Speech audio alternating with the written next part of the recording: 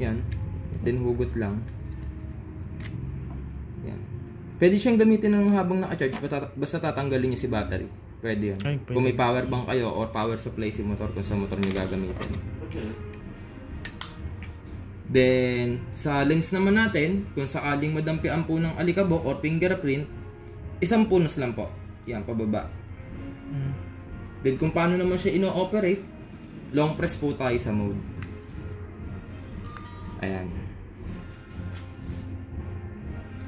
Then, pagka kukuha naman po kayo ng video, press OK button. Ayan.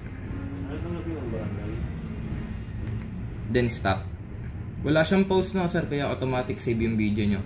Then, kung paano nyo naman siya makikita, up button. Ayan. Then, select. Yan, mode. Then, okay. Ayan. Mababrowse nyo dito si video. Ayan.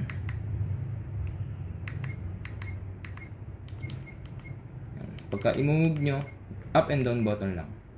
Ayan. Then, pupunta tayo sa video resolution. Yan, mode ulit. 1, 2. Video setup. Okay. Video resolution. Maximum natin is 4K 60 FPS. Pero ang recommended namin kasi naka 32GB SD card ka lang is 1080-30. Day and night na yan, sir. Kahit hindi mo napalitan yan. Umaga't gabi na yan. Malinaw naman yung kuhanan. Then sa stabilizer, off ko to. Ang purpose naman ng stabilizer natin is siya yung mag-i-stable ng kuha kahit nalulubak tayo. Then sa voice record naman, always on lang. Then with noise reduction, always on lang din yan. Siya yung noise cancelling natin. Sa AV naman, brightness lang yan, 0.0 lang. Sa metering naman, siya yung focus ng camera natin. Kaya nakamultay kasi wide yung angle ng lens natin para ma-focus niya. Pag center kasi, magbe-blurred yung gilid. Then sa date stamp naman, kung gagamitin nyo siya for motovlogging, off nyo si watermark. Then kung gagamitin nyo for safety, date and time, set nyo. Then, general settings tayo. Sa sounds naman, yan, kayo na bahala mag-adjust dan kung anong prep nyo. Then, sa angle, tatlo po yan. Wide, medium, narrow. Kaya po naka-wide kasi naka-ultra wide lens na po tayo. Sa diving mode naman, kung gagamitin nyo si diving mode, lalagay nyo po dito sa waterproof case. Para po pagka for underwater, hindi maglabo yung ano nyo, yung kuha.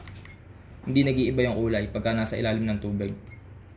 Then, sa effect, yan, naka-normal lang siya. At the rest, filter na lang po yan. Then yun, si distortion calibration naman, kaya ako inop si stabilizer kanina, kasi counterpart niya yan. Kumbaga, yung settings na yun, para po dito, sa open frame. Then si distortion naman, para po dito. Para hindi nagpi-fisheye. Kung aware kayo sa fisheye. Yung may kanto po sa gilid na nalaki yung lens. Ganun yung itsura niya. Pakita ko sa inyo yung actual mamaya. Sa driving mode naman, off lang yan, sir. Kasi once na binuhay mo yung, ano mo, yung driving mode, pagka on ni unit, automatic magre-record siya. Then yan, dalawa po yung mic natin, built-in po, pati external. Pagka built-in, si camera lang din. Pag external, yung external mic natin. Select lang yan, external. Opo, select nyo lang. Manually select talaga. Then, sa screensaver naman, yan, nakaset siya ng 1 minute. Automatic, pagka nag 1 minute na, mag-i-sleep yung screen natin. Kahit nagbibideo tayo ng, ano. Then, sa auto power off, masasuggest ko, off nyo na lang to. Kasi, halimbawa, yung mga normal mode nyo, umabot ng 30 minutes, mahirap siya ipasa, mamamatay si unit. Kasi, ang maximum niya is 5 minutes lang. Ah, pero ano? Then, sa power frequency naman, default lang yan, 50 Hz. Then, sa white balance, naka-auto lang. Date and time, nandyan, language, nandyan, then format card.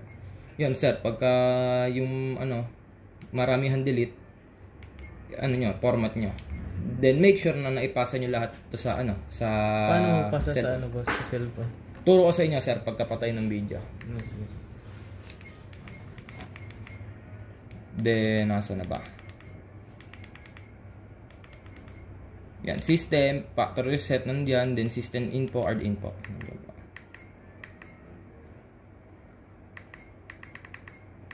Then, pagka nilong press OK nyo po yan, long press OK. Yan, normal, loop, record, time-lapse, slow motion, fast motion, pati po Wi-Fi. Then, yung shortcut naman niya ay Wi-Fi is down button. Ayan.